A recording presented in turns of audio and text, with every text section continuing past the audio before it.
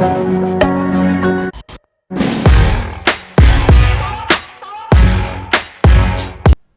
Everyone, welcome to all of you. I hope you all are doing good. आज के इस video में हम बात करेंगे प्रोब के बारे में।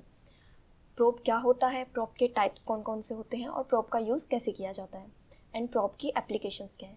फर्स्ट ऑफ ऑल हम ये डिस्कस करते हैं कि प्रोब होता क्या है।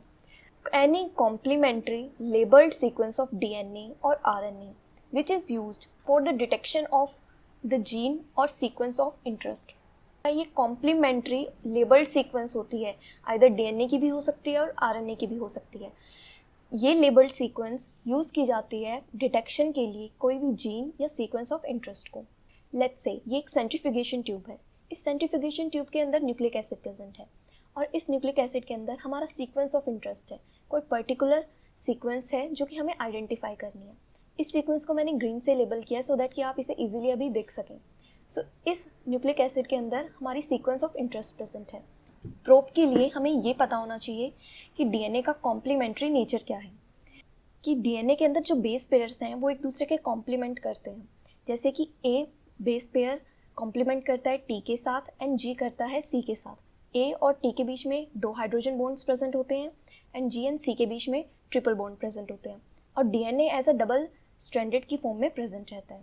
सपोज जो सीक्वेंस ऑफ इंटरेस्ट इस न्यूक्लिक एसिड के प्रेजेंट है वो सीक्वेंस है ATCCGCT। अब जो प्रोब है वो कॉम्प्लीमेंट्री होना चाहिए। सो इस सीक्वेंस ऑफ इंटरेस्ट को हमें आइडेंटिफाई करना है कि ये इस जीनोम में कहाँ पे प्रेजेंट है। सो इस जीन ऑफ इंटरेस्ट के लिए हमें प्रोब का फॉर्मेशन करना है। तो प्रोब क्या होना चाहिए, इस जीन ऑफ इंटरेस्ट का कॉम्प्लीमेंट्री होना चाहिए। दैट इज A पेयर करेगा T के साथ, T A के साथ, C G के साथ, C G के साथ, G C के। प्रोब की सीक्वेंस हमने आइडेंटिफाई कर ली। जीन ऑफ इंटरेस्ट अगर हमें पता है तो प्रोब का सीक्वेंस का कॉम्प्लीमेंट्री होगा। प्रोब जो है लेबल्ड होना चाहिए जस्ट बिकॉज जब gene of interest and probe दोनों हाइब्रिडाइज करेंगे सो दैट कि हम आइडेंटिफाई कर पाएँ कि वो सीक्वेंस ऑफ इंटरेस्ट है वो उस पर्टिकुलर जीनोम में कहाँ पे प्रेजेंट है। सो उसके लिए प्रोब जो है लेबल्ड होना चाहिए। लेबलिंग के बाद जो है प्रोब और जीन ऑफ इंटरेस्ट को हाइब्रिडाइज करवाया जाता है सो दैट कि एक दूसरे से बाइंडिंग करें। Just because of labelling identification easy हो जाती है। रेडियो एक्टिव लेबलिंग भी की जा सकती है और फ्लोरिसेंट से लेबलिंग भी की जा सकती है। After the hybridisation due to labelling visualisation easy हो जाता है। अब हम डिस्कस करते हैं प्रोब की एप्लीकेशन कि इसका यूज़ कहाँ पे किया जाता है। एक तो अभी आपने देखा कि हम किसी भी सीक्वेंस को आइडेंटिफाई कर सकते हैं। अगर हमें जीन ऑफ इंटरेस्ट पता है तो हम आइडेंटिफाई कर सकते हैं कि वो कहाँ पे प्रेजेंट है। सेकेंड एप्लीकेशन है न्यूक्लियोटाइड हाइब्रिडाइजेशन टेक्निक, जैसे कि fluorescent in situ hybridisation technique, FISH. वो भी एक न्यूक्लियोटाइड हाइब्रिडाइजेशन टेक्निक है जिसके अंदर प्रोब का यूज़ किया जाता है। नेक्स्ट है ब्लोटिंग टेक्निक। ब्लोटिंग टेक्निक में भी प्रोब का यूज़ किया जाता है। जब नाइट्रोसेल्यूलोज मेम्ब्रेन के ऊपर इम्प्रिंटिंग करवा लेते हैं हम जेल से, उसके बाद हम प्रोब का यूज़ करके सीक्वेंस ऑफ इंटरेस्ट को आइडेंटिफाई कर सकते हैं। ब्लोटिंग में सदर्न ब्लोटिंग होती है जो कि DNA के लिए होती है, नॉर्दर्न ब्लोटिंग जो कि RNA के लिए होती है, जिनमें प्रोब का यूज़ किया जाता है। और एप्लीकेशंस में और भी बहुत सारे मॉलिक्यूलर बायोलॉजी एक्सपेरिमेंट्स हैं जिनके अंदर प्रोब का यूज़ किया जाता है। आई होप आपको ये पता चल गया होगा कि प्रोब क्या होता है और उसकी एप्लीकेशन क्या है। Types of probe. प्रोब जो है on the basis of their origin, जो वो सीक्वेंस है वो कहाँ से ओरिजिनेट हुई है उसके बेसिस पे डिफरेंट टाइप्स के प्रोब्स होते हैं। फर्स्ट प्रोब होता है DNA probe, second is RNA probe and third one is oligonucleotide probe. अब हम डिस्कस करते हैं इन प्रोब्स को डिटेल में। फर्स्ट ऑफ ऑल हम बात करेंगे DNA प्रोब की। DNA प्रोब यूज़ किया जाता है to detect the presence of DNA और अ जीन जो कि किसी सेल के अंदर प्रेजेंट है, सो दैट कि हमें ये पता चल जाए कि जो हमारी सीक्वेंस ऑफ इंटरेस्ट या हमारा जीन ऑफ इंटरेस्ट है जो कि DNA है वो कहाँ पे प्रेजेंट है। जो DNA प्रोब है वो सिंगल स्ट्रैंडेड होना चाहिए। सपोज हमारा जीन ऑफ इंटरेस्ट है GCTACG, that is our gene of interest, और ये डबल स्टैंडर्ड फॉर्म में DNA प्रेजेंट होता है तो इसका कॉम्प्लीमेंट्री CGATGC सीक्वेंस है। अब इस जीन ऑफ इंटरेस्ट के लिए जो हमारा प्रोब होना चाहिए वो इसका कॉम्प्लीमेंट्री होना चाहिए। सो प्रोब का सीक्वेंस क्या होगा, CGATGC। सेम वे ये प्रोब भी डबल स्टैंडर्ड फॉर्म में प्रेजेंट होगा and probe must be label so that identification and visualisation easy हो सके जीन ऑफ इंटरेस्ट का। So now we having a probe and gene of interest. Next step में denaturation करवा दिया जाएगा gene of interest का। After the denaturation दोनों ही सीक्वेंस जो है वो अलग हो जाएंगी एंड सेम वे डीनेचुरेशन करवा देंगे प्रोब का सो दैट कि प्रोब भी सेपरेट हो जाए और सिंगल स्ट्रैंड फॉर्म में आ जाए। डीनेचुरेशन करवाया जाता है सो दैट कि सिंगल स्ट्रैंड ऑब्टेन किए जा सके। सिंगल स्ट्रैंड जो प्रोब है वो हाइब्रिडाइज करेगा जीन ऑफ इंटरेस्ट के साथ, एंड प्रोब जो है वो लेबल्ड है। यहाँ पे हमने फ्लोरोसेंटली लेबल्ड किया है प्रोब को। सो आफ्टर द हाइब्रिडाइजेशन जो फ्लोरिसेंस है वो हमें देखने को मिलेगी। जैसे कि ये सेंट्रीफ्यूगेशन ट्यूब है, इसके अंदर जीन ऑफ इंटरेस्ट के साथ हाइब्रिडाइज कर गया है प्रोब, एंड ये ग्रीन कलर से जो है फ्लोरिसेंस देखने को मिलेगी। इन फ्लोरिसेंस को हम बहुत सी टेक्निक से डिटेक्ट कर सकते हैं, और जिसके थ्रू हमें ये पता चल जाएगा कि जो हमारा जीन ऑफ इंटरेस्ट है वो कहाँ पे प्रेजेंट है, और इस जीन ऑफ इंटरेस्ट को हम यूज़ कर सकते हैं फॉर फर्दर स्टडीज़ के लिए। जो डीएनए प्रोब है वो यूज़ किया जाता है न्यूक्लियोटाइड हाइब्रिडाइजेशन टेक्निक में। जैसा कि अभी हमने देखा, तो मेनली जो यूज़ किया जाता है वो किया जाता है फिश के अंदर। जो प्रोब है वो सेल बेस्ड डीएनए क्लोनिंग से भी हो सकता है, और पीसीआर एम्पलीफाइड डीएनए भी यूज़ किया जा सकता है।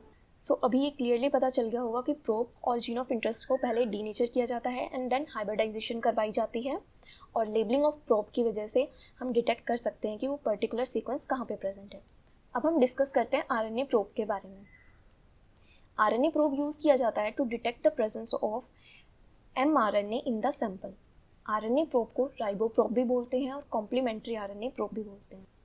अब हम डिस्कस करते हैं कि कैसे आरएनए प्रोब का फॉर्मेशन किया जाता है, कैसे आरएनए प्रोब को बनाया जाता है। सपोज 5 प्राइम टू 3, और ये जो डीएनए है ये डबल स्ट्रैंडेड फॉर्म में प्रेजेंट है।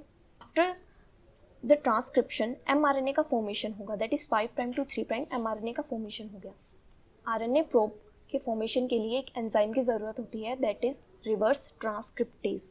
रिवर्स ट्रांसक्रिप्टेज का काम है एमआरएनए को कॉम्प्लीमेंट्री डीएनए में कन्वर्ट कर देना। With the help of the reverse transcriptase इस एमआरएनए को कॉम्प्लीमेंट्री डीएनए में कन्वर्ट कर दिया जाएगा।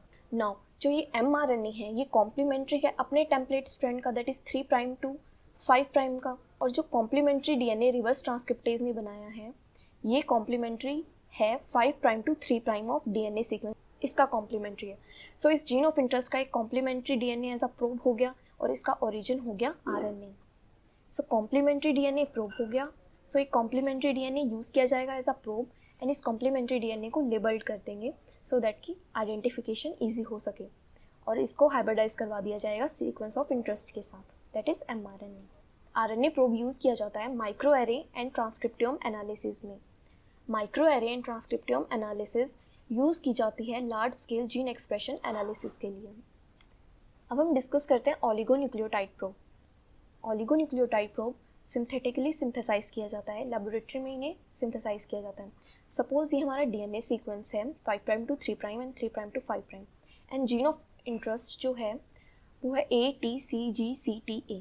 अब जीन ऑफ इंटरेस्ट का सीक्वेंस हमें पता है, तो इसका कॉम्प्लीमेंट्री जो है प्रोब होगा। सो कॉम्प्लीमेंट्री सीक्वेंस है TAGCGAT, that is 5 prime to 3 prime. Now ये प्रोब जो है लेबल्ड किया जाएगा। अब हमें जीन ऑफ इंटरेस्ट पता है, जिसके लिए हमें इस प्रोब की सिंथेसिस करवानी है। सो लैब के अंदर इसे सिंथेसाइज करवाया जाएगा, जिसके लिए ज़रूरत होगी हमें बफर की, सो दैट कि pH मेंटेन किया जा सके। Mg2 पॉजिटिव सॉल्ट कंडीशंस देनी पड़ेंगी, और लेबल्ड DNTPs चाहिए, सो दैट कि पर्टिकुलर DNTPs प्रोब का फॉर्मेशन करे, एक के बाद एक अटैच हो जाए, और उसके लिए हमें चाहिए Mg2 पॉजिटिव। सो इस तरीके से ऑलिगोन्यूक्लियोटाइड प्रोब की सिंथेसिस करवाई जा सकती है। अगर हम पॉलीमरेज का यूज़ करते हैं तो हमें सॉल्ट कंडीशंस Mg2 पॉजिटिव कम देना पड़ेगा, और अगर हम विदाउट पॉलीमरेज जो है प्रोब की सिंथेसिस करवाते हैं सो Mg2 पॉजिटिव का कंसंट्रेशन ज़्यादा देना पड़ेगा। इस तरीके से जो प्रोब है वो सिंथेसाइज करवा लिया जाएगा। After the synthesis of the probe denaturation करवाया जाएगा जीन ऑफ इंटरेस्ट का एंड प्रोब का, सो दैट कि सिंगल स्ट्रैंड जो है जनरेट किए जा सके। आफ्टर द डीनेचुरेशन हाइब्रिडाइजेशन करवाया जाएगा probe and gene of interest का, and after the hybridization fluorescence can be detected. अब हम डिस्कस करते हैं कुछ इंपॉर्टेंट प्रोब्स के बारे में जो कि पीसीआर में भी यूज़ किए जाते हैं, that is TaqMan probe, SYBR probe, molecular beacon and scorpion probe. इन सभी को हम डिटेल में डिस्कस करेंगे नेक्स्ट वीडियो के अंदर। आई होप आप सभी के लिए ये वीडियो हेल्पफुल रहेगी। ऐसी और इन्फॉर्मेटिव वीडियो के लिए चैनल को सब्सक्राइब करें, वीडियो को लाइक करें एंड शेयर करें। Thanks for watching.